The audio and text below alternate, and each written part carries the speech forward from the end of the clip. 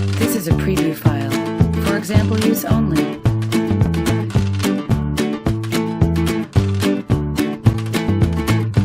Selamat siang, Assalamualaikum warahmatullahi wabarakatuh. Waalaikumsalam warahmatullahi wabarakatuh. Kelas 11 atau 3, bagaimana kabarnya hari ini? Alhamdulillah.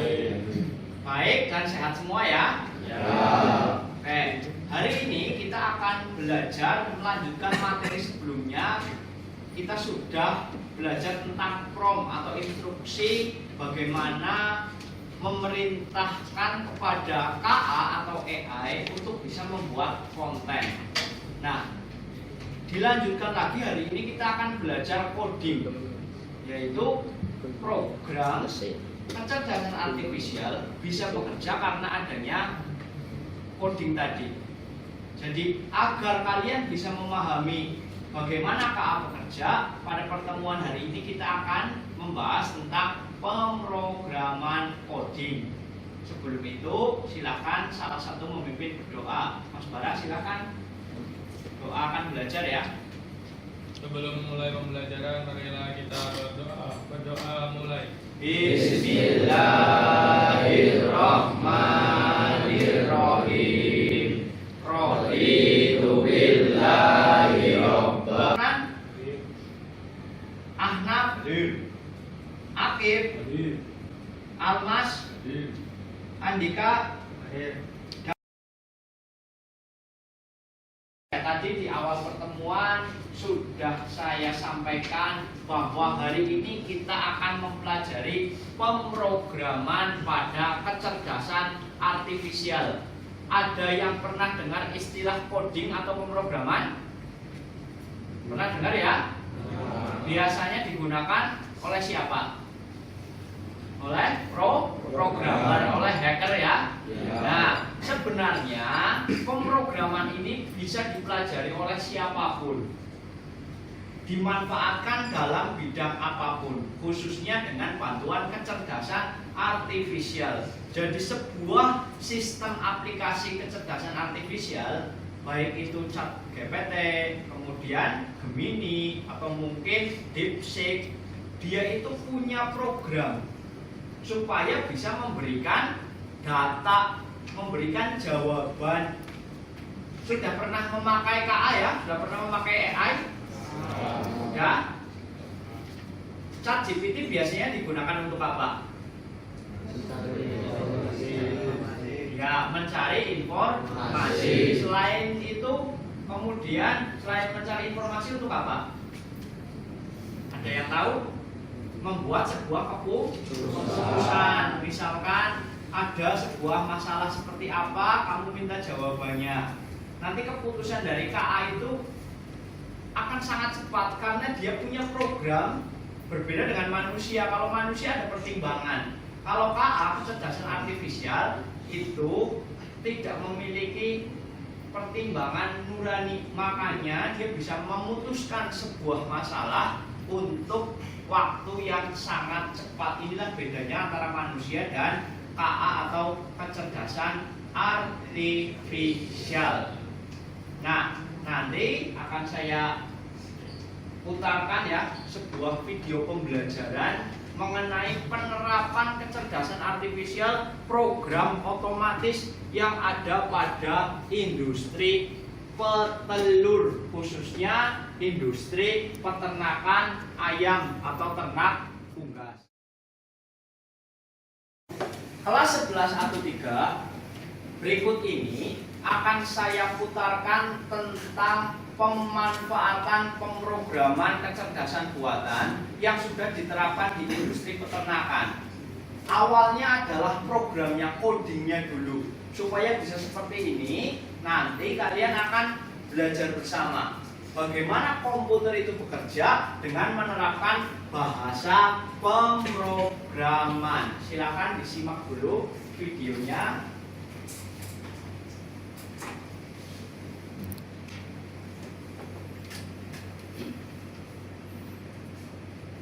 Tempat ini dan semua pekerjaan di peternakan ini dikerjakan oleh mesin.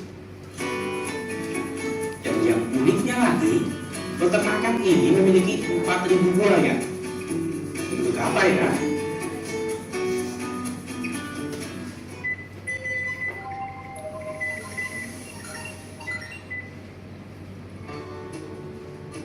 Pada liputan kali ini, Rekayasa Teknologi akan mengajak kalian semua untuk berkunjung dan belajar setiap tahapan proses peternakan modern dari ayam petelur yang hampir semua langkahnya dikerjakan oleh mesin secara.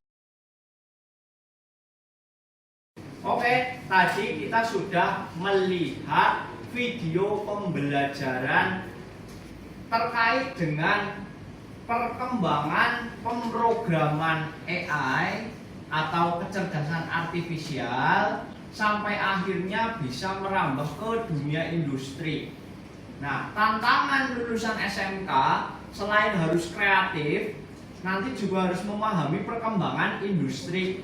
Karena industri sekarang sudah memanfaatkan komputer, kecerdasan artifisial, dan otomatisasi. Jadi lulusan SMK itu harus kreatif dan memiliki cara pandang teknologi yang baik. Dari video yang tadi sudah kita lihat, kita tonton bersama. Ada yang mau tanya? Ya, silakan Mbak Lesa. Ya. Apa penerapan teknologi yang dilakukan dengan memanfaatkan pemrograman AI di industri peternakan? Ya, pertanyaan yang bagus, tepuk tangan untuk Mbak Lesa. Pemanfaatan pemrograman AI tadi kita sudah lihat sendiri. Monitoring kandang, monitoring suhu, sampai kepada monitoring jenis telur itu sudah dilakukan dengan program komputer.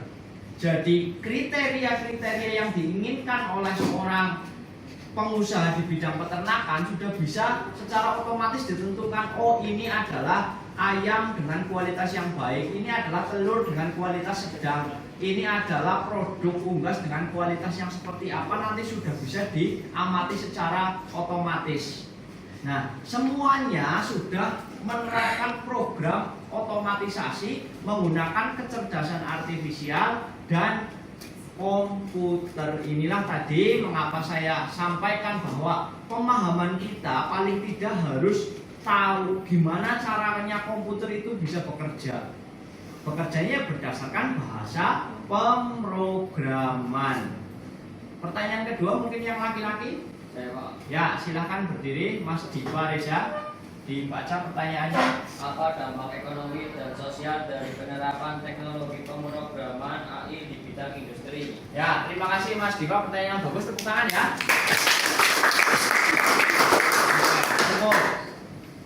Dampak sosial dan ekonomi itu memang selalu ada. Semakin pesatnya perkembangan teknologi, semakin banyaknya arah pertumbuhan teknologi, tentu ini akan berdampak di ekonomi. Karena memanfaatkan program robot, maka efisiensi produksi dari sebuah perusahaan itu pasti akan naik. Otomatis ketika efisiensinya tinggi, pendapatan dari perusahaan akan semakin tinggi apa semakin rendah? Semakin tinggi. Uangnya semakin banyak apa semakin sedikit? Banyak. Untungnya akan semakin banyak apa semakin sedikit? Banyak. Semakin banyak itu karena searah dengan perkembangan teknologi. Tapi di sisi lain ada efek sosial. Ketika perusahaan hanya menerapkan otomatisasi yang menggunakan robot atau pemrograman kecerdasan artifisial, tentunya tenaga kerja yang menggunakan manusia itu akan semakin sedikit, lowongan kerja juga akan semakin sedikit. Makanya ke depan dengan adanya kecerdasan artifisial diharapkan selain bisa mencetak lulusan SMK yang kreatif, nanti juga bisa mencetak lulusan SMK yang melek teknologi, yang bisa mengaplikasikan teknologi supaya tidak harus bekerja di perusahaan, tapi bisa membuat konten, merancang produk, memasarkan untuk mendapatkan keuntungan. Nah, itu tadi adalah kesimpulan dari video tadi.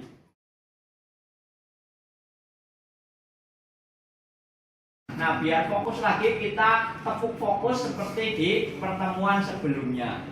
Saya beri contoh dulu. Tepuk fokus, melihat, mendengar, konsentrasi, fokus. Oke, cek sound dulu ya. Untuk kelas 11 atau 3. Tepuk fokus, melihat, mendengar, konsentrasi, fokus. Goyangannya yang baik kayak gini, kompak ya, biar fokus nggak ngantuk. Nanti kalau yang nggak fokus, gantiin saya ngomong di depan. Sekarang semuanya ikut berpartisipasi, tepuk fokus. Tepuk fokus, melihat, mendengar, konsentrasi, fokus. Oke, tepuk tangan untuk kelas 11.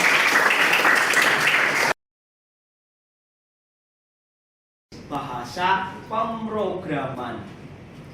Pak, bahasa pemrograman itu apa? Bahasa pemrograman sebenarnya adalah sebuah perintah yang digunakan untuk memberikan instruksi kepada komputer dengan manusia tadi, supaya komputer bisa menjalankan tugas atau perintah sesuai dengan keinginan dari manusianya itu sendiri. Kemudian bahasa yang digunakan bukan bahasa Inggris, bukan bahasa Jawa, bukan bahasa Indonesia, tapi menggunakan bahasa Python. Sebenarnya bahasa pemrograman itu ada banyak. Ada bahasa Python, ada bahasa assembly, ada bahasa pemrograman C atau C, ada bahasa pemrograman yang lain. Tapi yang paling mudah untuk dipahami adalah bahasa Python. Nah, selanjutnya, kalau ada yang mau tanya, nanti pertanyaannya bisa ditulis di buku ya. Bisa nanti kita diskusikan. Yang kedua, dasar pemrograman Python. Kita untuk memahami pemrograman kecerdasan artifisial harus tahu dulu dasarnya. Yang nomor 1, variabel dan tipe data. Saya minta tolong Eka mana? Bacakan ya. Yang nomor 1. Variabel dan tipe data. Variabel digunakan untuk menyimpan data, dan tipe data seperti Integer, float, dan string menentukan jenis data tersebut. ya, terima kasih. Silakan duduk Mas Eka. Tipe data dan variabel data ada beberapa jenis pada bahasa Python. Kenapa harus dibedakan? Karena data itu beda-beda. Sama seperti di kehidupan sehari-hari, data itu ada yang berupa angka, ada yang berupa huruf, ada yang berupa tulisan, ada yang berupa gambar, ada yang berupa video. Makanya data pada bahasa Python itu harus diklasifikasikan tipenya.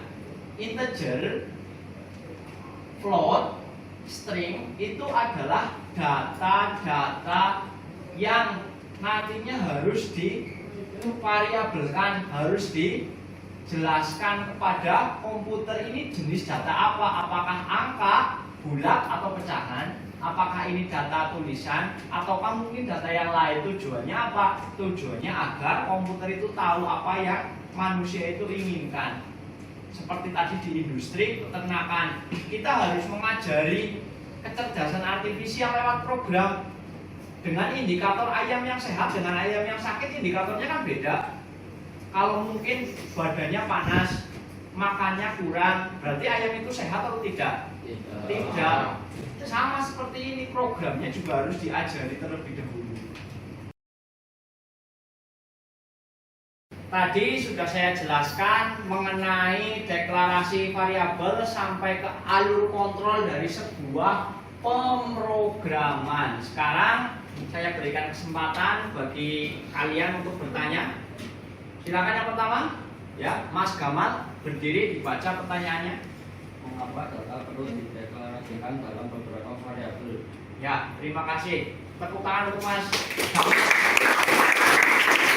Tadi pertanyaannya adalah alasan kenapa data itu perlu dideklarasikan, perlu dibedakan pada variabel-variabel tertentu. Ini jelas tujuannya adalah agar program bisa dieksekusi, bisa dijalankan dengan baik. Kalau datanya semua dianggap sama, maka programnya tidak akan bisa berjalan. Contoh, data angka dan huruf dijadikan satu, dihitung angka ditambah huruf bisa atau tidak? Tidak bisa, karena masing-masing punya kriteria tersendiri. Itulah kenapa data pada bahasa Python harus dideklarasikan. Pertanyaan yang kedua, silakan ya, Mbak Ninda berdiri ditanyakan. Mengapa bahasa pemrograman harus dipelajari oleh siswa-siswi SMK? Ya, terima kasih tepuk tangan kepada Mbak Ninda ya. Bahasa pemrograman mulai dari variabel data sampai kepada eksekusi alur programnya itu harus dipahami. Tujuannya adalah agar kita bisa berpikir secara komputasional. Komputer itu mikirnya cepat apa lambat? Kalau manusia relatif lebih lambat apa lebih cepat? Lambat. Itulah kenapa lulusan sekolah khususnya SMK agar bisa berpikir komputasional, maka perlu belajar tentang coding, belajar tentang bahasa pemrograman agar ketika menemui suatu masalah atau tugas nantinya dapat melaksanakan tugas atau menyelesaikan masalah tersebut dengan cepat dan efektif. Nah, selanjutnya kita akan menuliskan lembar kerja peserta didik. Oke, kelas 11-13 tadi LKPD-nya sudah dijadikan pedoman untuk mengerjakan proyek hari ini. Proyek hari ini kita akan membuat program sederhana menggunakan Google Colab, mulai dari perhitungan matematis dasar sampai nanti kita analisa cara kerja program itu seperti apa menggunakan kecerdasan artifisial ChatGPT ataupun Gemini. Ini adalah contoh program mencari bilangan terbesar. Ada 3 input, semuanya jenisnya float, berarti bisa angka bulat, bisa bilangan juga yang desimal. Nanti inputnya ada 3. Dari 3 input tersebut, mana bilangan yang paling besar? Nanti program tersebut akan mencari. Kalau ada 3 bilangan, 1, 2, 3, berarti bilangan angka 3 itu yang paling besar. Seperti apa programnya? Silahkan diketik dan dilakukan uji coba serta dianalisa bagian-bagiannya. Kalau ada yang kebingungan, bisa tanya ke saya. Hati-hati, penulisan program harus teliti, jangan sampai ada yang tertinggal seperti tanda petik, kemudian kurung buka, ada kurung kurawal juga. Kalau kurung kurawal itu ada di atasnya angka berapa ya? Ada di atasnya kurung tegak yang di atas enter ya. Ini adalah programnya. Nanti setelah ini akan kita undi kelompok mana yang akan presentasi terkait dengan program dasar penghitungan angka. Tadi kita sudah mempraktekkan bagaimana mengetik atau menuliskan, merancang program dengan memanfaatkan kecerdasan artifisial. Pada hal ini ya Google Colab tadi dengan Gemini. Sekarang waktunya kita mempresentasikan. Nanti akan diundi salah satu kelompok untuk maju ke depan. Kita undi dengan menggunakan Wheel of Names. Kita cari dulu programnya Wheel of Names.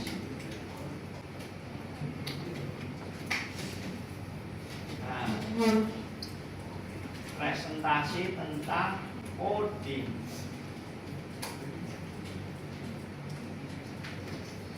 Kita putar dulu supaya nanti bisa ditentukan siapa yang maju. 1, 2, 3 kali putaran. Kelompok berapa yang maju? Ternyata kelompok tengah. Berarti nanti kelompoknya di Fareza, Gilang sama Almas untuk maju ke depan. Silakan mempresentasikan dan memperkenalkan anggota kelompoknya tentang program ini yang tadi sudah diketik ya. Tadi programnya tentang mencari bilangan terbesar. Silakan bertiga maju.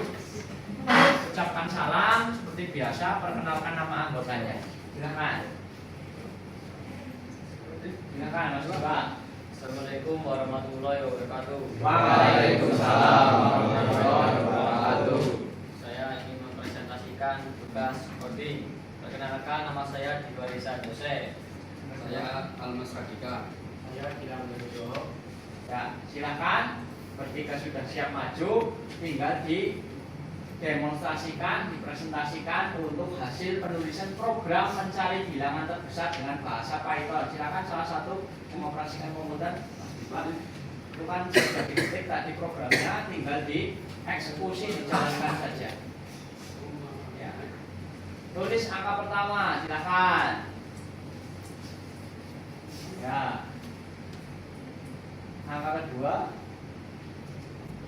angka ketiga.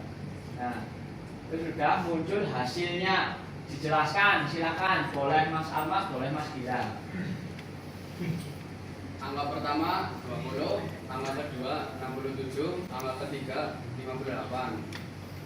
Angka terbesar adalah 67. Ya, betul sekali. Artinya program tersebut bisa berjalan dengan baik. Ya, angka pertamanya berapa tadi Mas Gilang? 20. Nah, angka keduanya berapa Mas Diva? 67. Angka yang terakhir dimasukkan tadi berapa Mas Almas? 58. Nah, dari ketiga angka tersebut, programnya menganalisis mana yang paling besar. Ternyata hasilnya adalah angka kedua dengan nilai 67. Karena sudah dipresentasikan dan hasilnya baik, kita beri tepuk tangan kepada kelompok 2. Silakan bisa ditutup oleh Mas Diva atau yang lain. Sekian dari kami. Wassalamualaikum warahmatullahi wabarakatuh. Waalaikumsalam warahmatullahi wabarakatuh. Silakan duduk. Nah, sekarang kita harus memahami Mas Mbak. Kita harus paham maksud dari kode ini itu apa. Supaya paham, kecerdasan artifisial itu menyediakan fitur. Coba kalian lihat di tengah-tengah tampilan Google Colab. Di situ ada tanda aktifkan atau nonaktifkan Gemini ya. Kamu pencet sekali, nanti dia akan muncul komentar ya, ataupun yang lain. Kamu klik yang biru yang lanjutkan. Nah, setelah itu dia akan muncul kotak dialog. Apa yang bisa saya bantu? Kamu coba ketik, saya ingin membuat program Python, lalu kirim yang tanda apa namanya pesawat ya. Nah, itu kelihatan, dia itu akan jawab. Tentu saya bisa bantu. Coba buatkan saya program menghitung luas segitiga.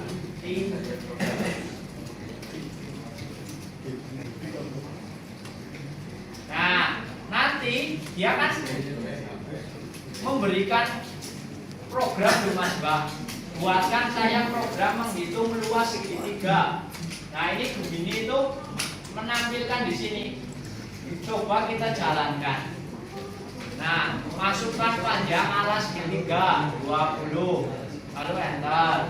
Tinggi segitiga 12. Hasilnya berapa? 120. Karena rumus mencari luas segitiga adalah setengah alas kali tinggi. Nah, coba kamu ketikkan prompt atau perintah, buatkan saya program menghitung luas segitiga. Nanti Gemininya itu akan memberikan jawaban. Inilah kecerdasan artifisial yang memberikan sebuah keputusan pemrograman. Jadi tidak harus kita merancang sendiri programnya, harus bekerja sama dengan KA. Tapi ingat, KA kecerdasan artifisial juga punya batasan benar atau salah yang biasa disebut bias. Makanya kamu juga harus pintar, harus paham maksudnya apa. Oke, tadi kita sudah melakukan praktikum membuat program Python. Nah, selain Google Colab bisa mensimulasikan program Python, kita juga bisa bertanya kepada asisten AI dari Google Colab, yaitu Gemini. Nah, Gemini ini saya tadi minta tolong pada Gemini, buatkan saya program menghitung luas segitiga. Ternyata Gemini mampu menjalankannya dan bisa dijalankan. Tadi kalian juga sudah mempraktekkan luas segitiga, rumusnya adalah setengah alas kali tinggi. Nah, tadi bisa dihitung, bisa dipraktekkan, walaupun mungkin beberapa ada yang error programnya itu nggak masalah. Itu memang karena harus berjalan dengan cepat dan butuh koneksi yang cepat juga. Kadang program tersebut tidak bisa langsung dieksekusi, tidak bisa langsung berjalan. Tapi pada intinya tadi sudah dipraktikkan bahwa menulis pemrograman Python itu harus jelas variabel datanya, kemudian penghitungannya seperti apa, tampilannya bagaimana, harus ditulis secara urut dan lengkap, tidak bisa satu karakter itu dilewatkan. Dengan bantuan KA atau AI, khususnya Gemini, kita juga bisa menganalisis bagaimana program tersebut jalan, atau kita juga bisa meminta tolong untuk dibuatkan sebuah program penghitungan sederhana. Contohnya menghitung luas persegi ataupun menghitung luas segitiga.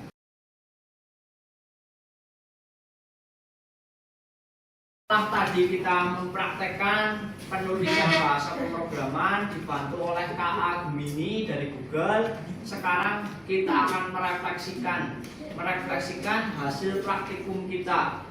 Apa manfaat dari penulisan pemrograman kecerdasan artifisial dan bagaimana merekayasa pemrograman kecerdasan artifisial itu bisa kita refleksikan untuk menjadi panduan. Kedepannya kita bisa belajar lebih banyak mengembangkan ilmu tentang pemrograman kecerdasan artifisial untuk senantiasa menjadi lebih baik lagi. Silakan nanti dua orang memberikan kesimpulan. Kesimpulan yang pertama, ya silakan Mas, dibaca Mas Fahri berdiri, kesimpulan atau refleksinya. Dengan menggunakan bahasa pemrograman, Python dapat dibuat berbagai macam jenis pemrograman dengan bantu AI. Oke, terima kasih kepada Mas Fahri ya. Seperti tadi dikatakan Mas Fahri bahwa dengan bantuan kecerdasan artifisial banyak sekali program yang bisa dibuat. Walaupun kita hanya tadi menggunakan beberapa fungsi tentang matematika dasar, tapi ini sebagai langkah awal kita memahami bahwa dengan pemrograman ternyata beberapa masalah bisa kita temukan solusinya, seperti menghitung matematika luas bidang datar. Refleksi yang kedua, silakan yang mau membacakan. Ya, silakan Mas Revasa berdiri. Dengan bantuan AI Gemini bisa dibuat program-program bahasa Python yang dapat digunakan untuk melakukan perhitungan matematika. Ya, terima kasih tangan untuk Mas Revasa. Ya, cukup. Tadi kita juga sudah mempelajari perhitungan matematika itu ada banyak, ada perkalian, penjumlahan, operasi pangkat. Salah satunya adalah menghitung luas bidang datar. Nah, dengan memanfaatkan kecerdasan artifisial dan bahasa pemrograman, coding, kita bisa melakukan perhitungan dengan cepat, tinggal memasukkan inputnya saja, nanti hasilnya secara otomatis akan keluar. Nah, refleksi kita bersama harapannya nanti dengan panduan coding dan kecerdasan artifisial kita bisa merekayasa sebuah produk, merekayasa sebuah konten supaya nantinya produk atau konten itu memiliki nilai yang positif dengan panduan etika-etika yang baik. Nah, pertemuan berikutnya kita akan membahas tentang bahasa pemrograman tingkat lanjut yang digunakan sebagai chatbot atau bahasa pemrograman yang bisa berkomunikasi, bisa menganalisis gambar.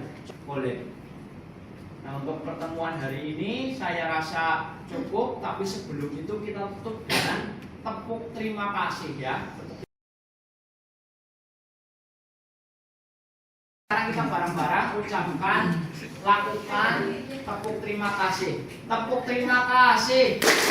Mulut ini, hati ini ingin bilang terima kasih.